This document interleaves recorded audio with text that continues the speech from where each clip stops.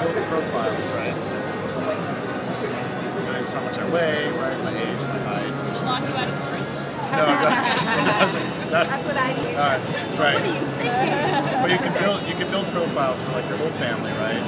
And you can get daily plans like based on this is how many calories I want to intake, right? Or this is I'm on this special diet, and then it'll give you suggestions.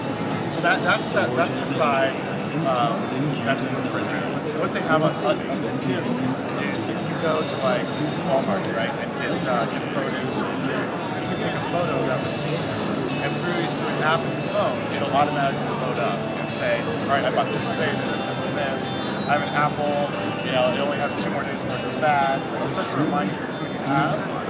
It works with the health manager part of it to give you just healthy options, tips, and really try to make that fuse in a way that makes sense for you. And it really simplifies it. So we should try to see this smartphone app because it's really cool.